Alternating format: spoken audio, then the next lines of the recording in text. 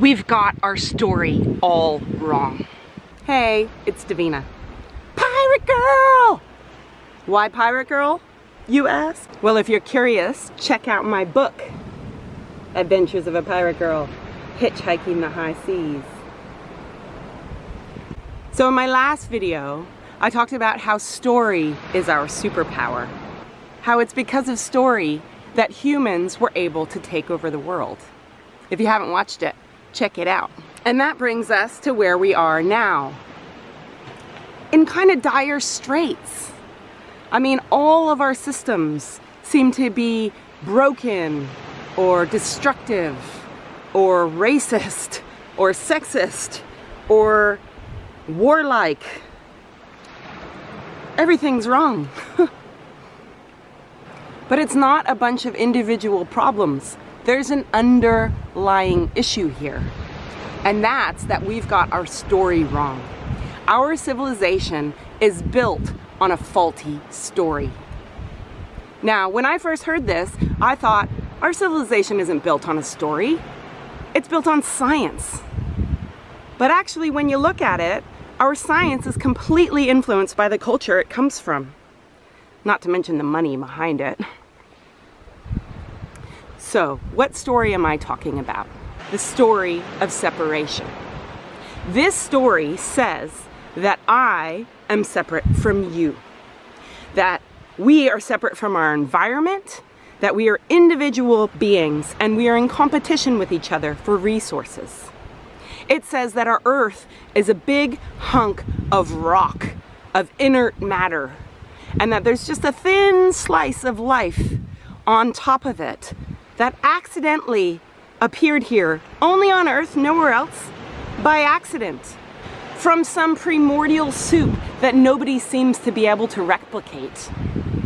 In this story, God is way up in the sky, away from here, and if you do believe in religion, you probably have to compartmentalize your faith because it doesn't fit in with logic.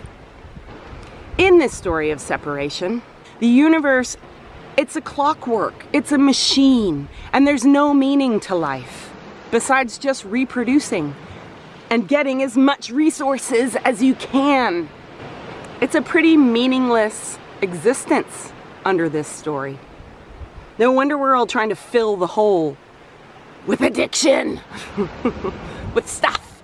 How do we come by this story? When all of the archaeological evidence suggests that ancient humans lived in what you could call a partnership model of society, where women and men were balanced, where the feminine was revered and honored as the life giver.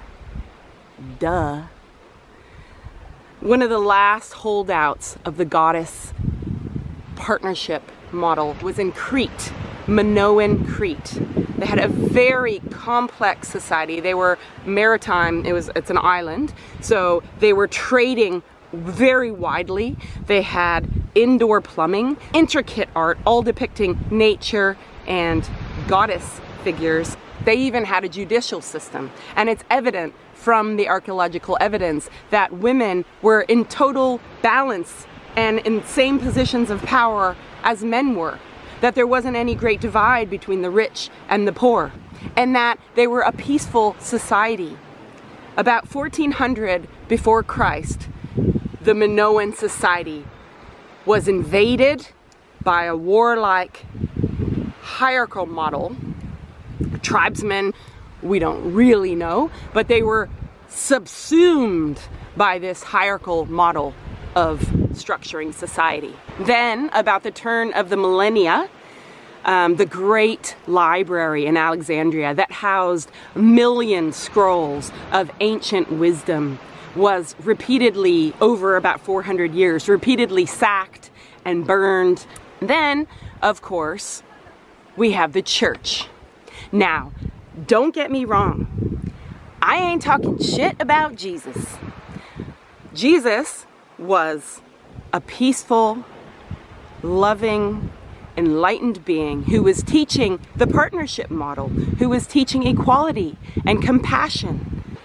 But His early followers for 400 years were persecuted. He was murdered. Call it what you like. It was murder. And then his story and his identity was stolen by the church and fit into this hierarchical model. And then it became the official religion of the Roman Empire himself. And the church went on for over 1,000 years to seek out and kill every other story that existed. They killed hundreds of thousands of women, destroying an ancient knowledge about plant herbal lore and healing and earth-based beliefs. That brings us to about the 1600s. So then we have Isaac Newton, one of the fathers of our science.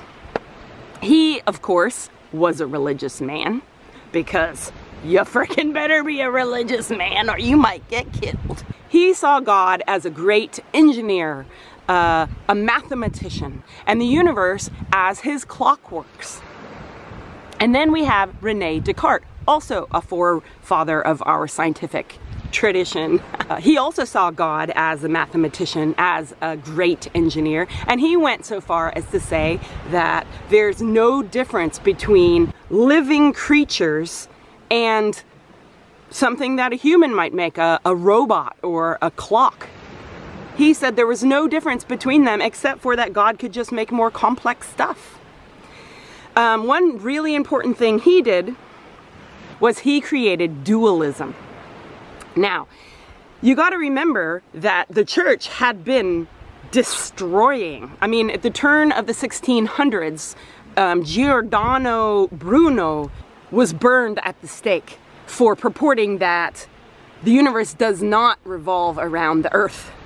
And then right after him, Galileo created the first telescope, and he narrowly escaped with his life when he showed that the earth revolves around the sun instead of the other way around. So it was dangerous time for scientists and thinkers and philosophers. So René Descartes came up with this idea of dualism, where he took anything that's kind of in the spiritual realm, anything that can't be explained, that goes under religion. That's separate. Everything else, earth and nature, is then in another realm, and then is freed up for scientists to be able to study without being persecuted by the church. And then I wanted to do a quick mention for Francis Bacon. He's also one of the forefathers of scientific thought. He is credited with the creation of the scientific method. Now, he was also a lawyer and apparently attended a lot of witch trials. And he wrote a lot about the coming of the new golden era, of course, now that scientists were free to study. And he admonished men for thinking that they could coax nature's secrets from her. He said, you have to hound and torture her. Nice one, Francis. Oh, a little bee has come to visit. Huh, that's got to be a good sign. And then, for the next few hundred years, science gained more and more traction, and religion took more and more of a backseat until you get to where we are now. Now we have something called material realism, and the majority of mainstream scientists believe in this. It's the idea that everything is made out of matter. Spirit has been completely taken out of the picture. Not even our neuroscience or our psychology even mentions consciousness. Not to mention out-of-body experiences, intuition, creativity. None of that is touched by science. That shit is woo-woo. And it's funny because if you look at quantum physics, for the past 100 years, they've been trying to reckon with this. There's so many paradoxes when you say that everything is made out of matter. They have to keep making these little exceptions to the rule. There's something called an epiphenomenon that explains consciousness by saying that consciousness magically arises from the complexity of our brains. As if you could build a Lego structure so complex that consciousness magically arises from it. It's a kind of a stupid idea, if you ask me.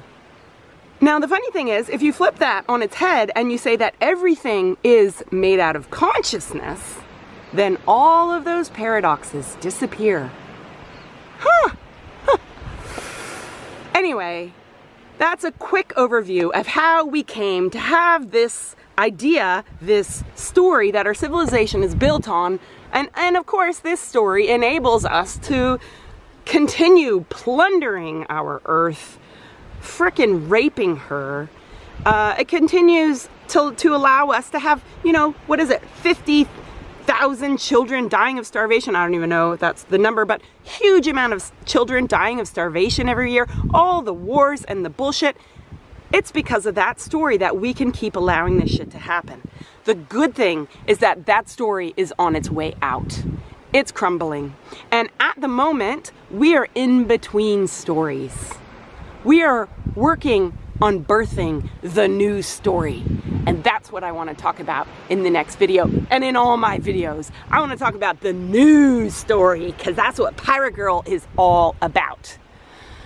So this new story, we're not in it yet, but it's been developing. It's been in the womb for a long time.